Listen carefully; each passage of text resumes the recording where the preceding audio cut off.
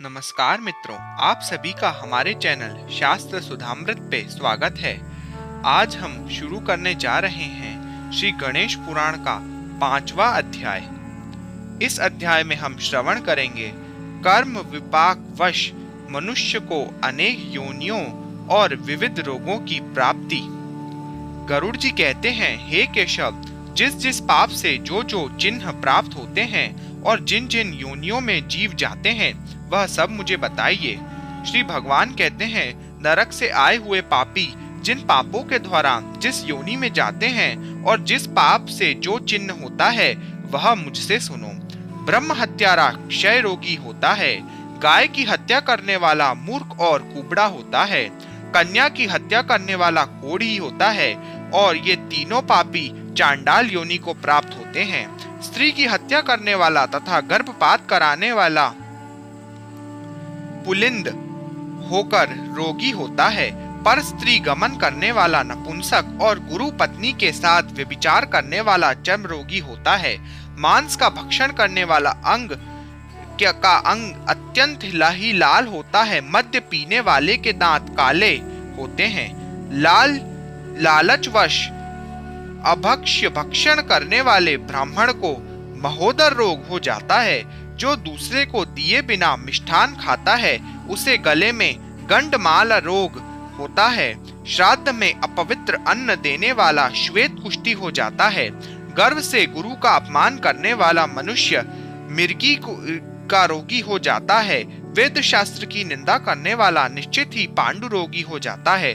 झूठी गवाही देने वाला गूंगा, पंक्ति भेद करने वाला काना, विवाह में विघ्न कराने वाला व्यक्ति ओष्ठ रहित और पुस्तक चुराने वाला जन्मांध हो जाता है। गाय और ब्राह्मणों को पैर से मारने वाला लूला लंगड़ा हो जाता है। झूठ बोलने वाला हकलाकर बोलता है तथा झूठी बात सुनाने वाला और सुनने वाला बहरा होता है। विष देने वाला मूर्ख और उन्मत्त अर्थात पागल तथा आग लगाने वाला खलवट अर्थात गंजा होता है।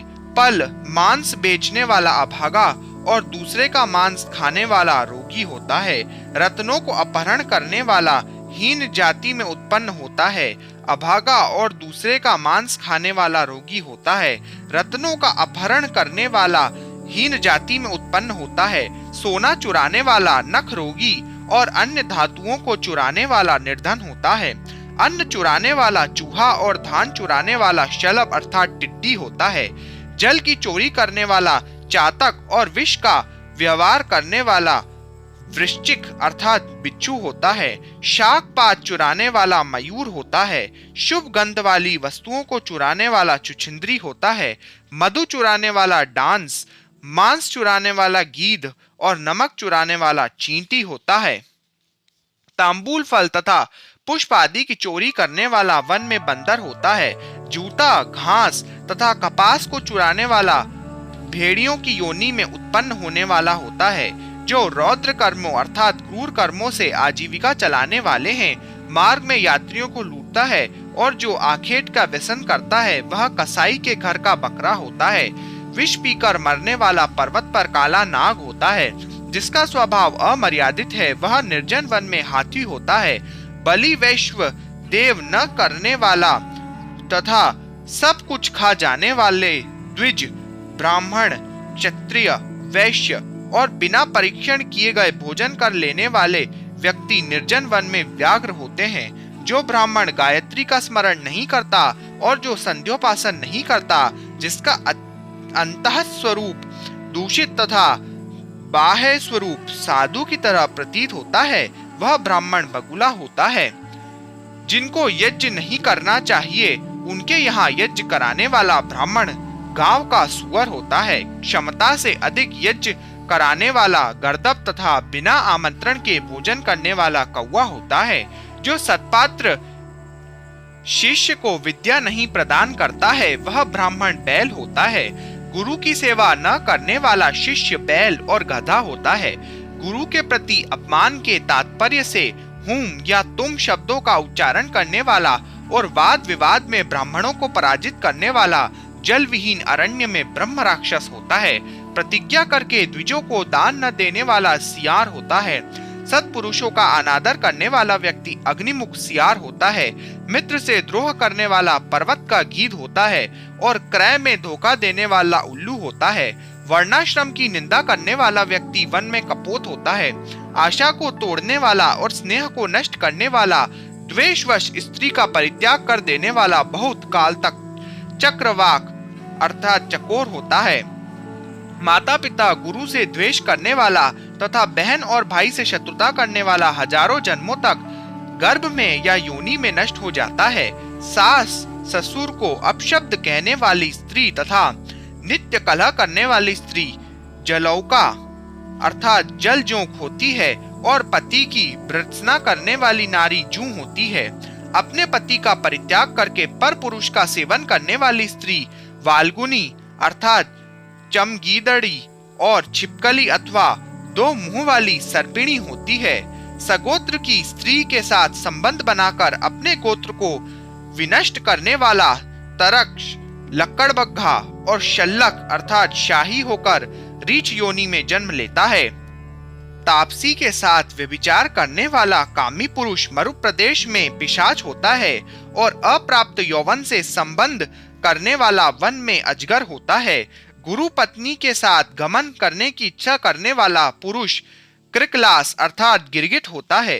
राजपत्नी के साथ गमन करने वाला ऊंट तथा मित्र की पत्नी के साथ गमन करने वाला व्यक्ति गर्दभ अर्थात गधा होता है। गुदागमन करने वाला विष्ठाभोगी सुअर तथा शूद्रगामी बैल होता है। जो महाकामी होता है वह काम लंपट घोड़ा होता है। किसी के मरना शौच में एकादशाह तक भोजन करने वाला व्यक्ति कुत्ता होता है। देव द्रव्य भोक्ता देवलक ब्राह्मण मुर्गे की योनि प्राप्त करता है। जो ब्राह्मणाधम द्रव्यार्जन के लिए देवता की पूजा करता है वह देवलक कहलाता है। वह देव कार्य तथा पितृ कार्य के लिए निंदनीय है। महापातक से प्राप्त अत्यंत घोर एवं दारुण नरकों का भोग प्राप्त करके महापात की व्यक्ति कर्म के क्षय होने पर पुनः इस मृत्युलोक में जन्म लेता है।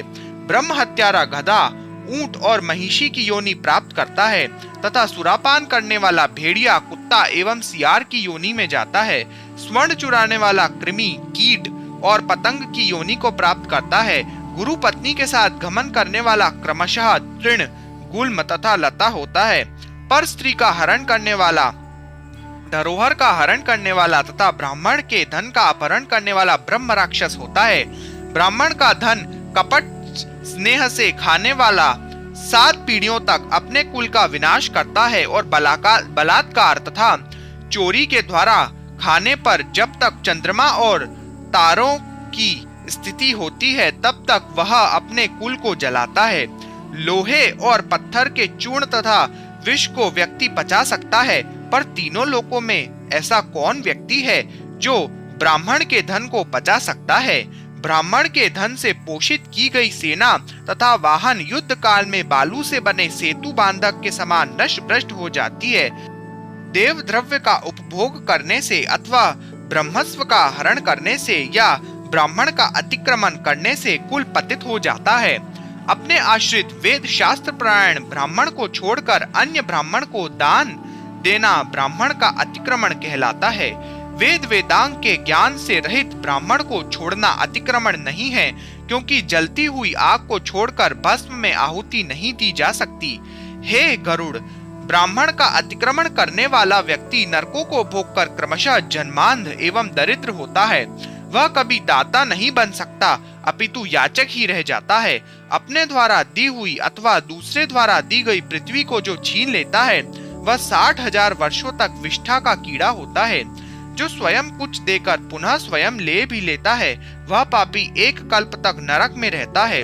जीविका अथवा भूमि का दान देकर यत्न पूर्वक उसकी रक्षा करनी चाहिए। जो रक्षा नहीं करता प्रत्युत उसे हर लेता है वह पंगु अर्थात लंगड़ा कुत्ता हो जाता है।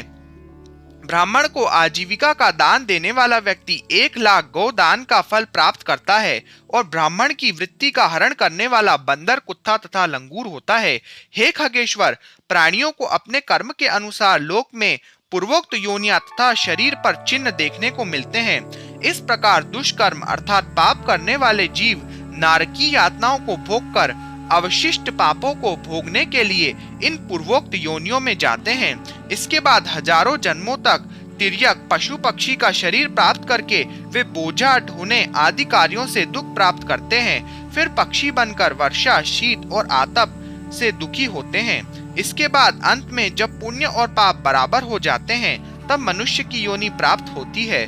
स्त्री पुरुष के संबंध से वह गर्भ में उत्पन्न होकर क्रमशः गर्भ से लेकर मृत्यु तक के दुख को प्राप्त करके पुनः मर जाते हैं। इस प्रकार सभी प्राणियों का जन्म और विनाश होता है। यह जन्म मरण का चक्र चारों प्रकार की सृष्टि में चलता रहता है।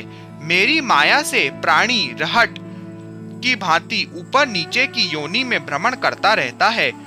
कर्म पाश से बंधे रहकर भी कभी वे नरक में और कभी भूमि पर जन्म लेते हैं। दान न देने से प्राणी दरिद्र होता है। दरिद्र हो जाने पर फिर पाप करता है। पाप के प्रभाव से नरक में जाता है और नरक से लौटकर पुनः दरिद्र और पापी होता है। प्राणी के द्वारा किए गए शुभाशुभ कर्मों का फल उसे अवश्य ही भोगना पड़ता है, क्योंकि सैकड़ों कल्पों के बीत जाने पर भी बिना भोगे कर्म का फल नाश नहीं होता। इस प्रकार श्री गरुड़ पुराण के अंतर्गत सारोद्धार में पाप चिन्ह निरूपण नामक 5वां अध्याय पूरा हुआ। बोलो श्री गरुड़ पुराण की जय। ओम नारायणाय नमः। ओम गरुड़ाय नमः।